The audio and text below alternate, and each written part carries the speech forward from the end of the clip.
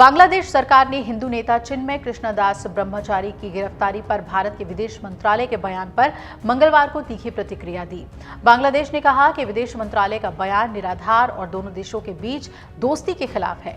बांग्लादेश ने यह भी कहा कि वो अपनी न्यायपालिका में हस्तक्षेप नहीं करता क्योंकि ये पूरी तरह से स्वतंत्र है। बांग्लादेश में हिंदुओं पर हो रहे अत्याचार के विरोध में प्रदर्शन करने पर इस्कॉन के चिन्मय कृष्णदास प्रभु पर कार्रवाई की गई थी और उन्हें देशद्रोह और सांप्रदायिक सौहार्द बिगाड़ने के आरोप में बांग्लादेश पुलिस ने सोमवार को ढाका एयरपोर्ट से ही गिरफ्तार कर लिया था। इसके खिलाफ हिंदू समुदाय के लोग ढाका की सड़कों पर उतर पड़े थे और जाम लगा दिया। कई जगहों से हिंसा की खबरें सामने आने लगी। दास हिंदू समूह सम्मिलिता सनातनी जोत के नेता हैं। बांग्लादेश ने कहा है कि इस तरह के निराधार बयान ने केवल तथ्यों को गलत तरीके से पेश किया है, बल्कि दोनों पड़ोसी देशों के बीच दोस्ती और समझ की भावना के ये विपरीत है। इससे पहले भारत के विदेश मंत्रालय ने दास की गिरफ्तारी और जमानत से इनकार पर चिंता जताई थी। विदेश मंत्रालय के मुताबिक हमने बांग्लादेश सम्मिलित सनातनी जोत के प्रवक्ता चिन्मय कृष्णदास की गिरफ्तारी और जमानत न दिए जाने पर गहरी चिंता व्यक्त की है। ये घटना बांग्लादेश में चरमपंथी तत्वों द्वारा हिंदुओं और अन्य अल्पसंख्यकों पर किए गए हमलों के बाद हुई है।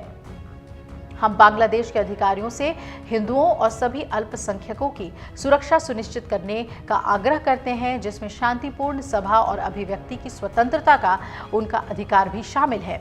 बांग्लादेश ने जवाब में कहा कि भारतीय विदेश मंत्रालय का बयान देश में सभी धर्मों के लोगों के बीच मौजूद सद्भाव को प्रतिबिंबित नहीं करता है। ढाका ने कहा है कि विदेश मंत्रालय का बयान इस बात की पूरी तरह से अनदेखी करता है कि बांग्लादेश सरकार देश के लोगों के खिलाफ घोर मानवाधिकार उल्लंघन के अपराधियों को छूट की संस्कृति को खत्म करने के लिए प्रतिबद्ध है। बांग्लादेश ने यह भी कहा है कि वो देश में धार्मिक सद्भाव बनाए रखने के लिए प्रतिबद्ध है। साथ ही उसने चट्टोग्राम में वकील सैफुल इस्लाम की हत्या पर भी चिंता जताई और सुरक्षा बढ़ाने का ऐलान किया ताकि धार्मिक सद्भाव बनाए रखी जा सके। सहायक लोक अभियोजक सैफुल इस्लाम की मंगलवार दोपहर सुरक्षा कर्मियों और हिंदू समुदाय के नेता के अनुयायियों के बीच झड़प के दौरान मौत हो गई थी, जिन्हें बंदरगाह शहर चट्टोग्राम की एक अदालत ने जमानत देने से इनकार कर दिया और जेल भेज दिया। बांग्लादेश की वर्तमान स्थिति और चिन्मय दास की गिरफ्तारी के संबंध में इस्कॉन बांग्लादेश ने चिंता व्यक्त की है। इस्कॉन ने कहा है कि हम बांग्लादेश सम्मिलित सनातनी जोत के प्रवक्ता दास की गिरफ्तारी की कड़ी निंदा करते हैं। हम बांग्लादेश के विभिन्न हिस्सों में सनातनी समुदाय के खिलाफ हो रही हिंसा और हमलों की भी आलोचना करते हैं। हम बांग्लादेश के अधिकारियों से ये अपील करते हैं कि वो सनातन धर्म के अनुयायियों के लिए शांति और सह अस्तित्व को बढ़ावा दें। इस्कॉन ने आगे कहा कि चिन्मय दास, जो बांग्लादेश सम्मिलित सनातनी जोत के प्रवक्ता और बांग्लादेशी नागरिक हैं, अल्पसंख्यक समुदाय की सुरक्षा के लिए हमेशा आवाज उठाते रहे हैं। अभिव्यक्ति की स्वतंत्रता के उनके अधिकार की रक्षा करना और दूसरों को भी इस अधिकार के लिए प्रेरित करना बहुत ज़रूरी है।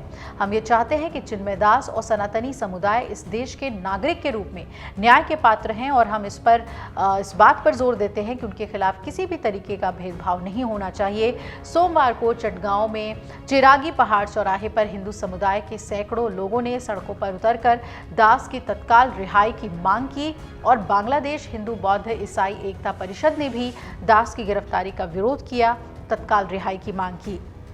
दास और 18 अन्य लोगों के खिलाफ 30 अक्टूबर को पूर्व प्रधानमंत्री खालिदा जिया की बांग्लादेश नेशनलिस्ट पार्टी यानी कि बीएनपी के एक नेता की शिकायत पर ही चटगांव के कोतवाली पुलिस थाने में मामला दर्ज कराया गया था और उन पर 25 अक्टूबर को हिंदू समुदाय की एक रैली के दौरान शहर के लाल दीघी मैदान में बांग्लादेश के राष्ट्रीय ध्वज का अपमान करने का आरोप लगाया गया था। अगर आप ये वीडियो YouTube पर देख रहे हैं तो हमारे चैनल को सब्सक्राइब कर बेल आइकन दबाएं और Facebook पर देख रहे हैं तो हमारे पेज को लाइक करें। 8 मिलियन प्लस सब्सक्राइबर, आपके इस भरोसे के लिए बहुत धन्यवाद।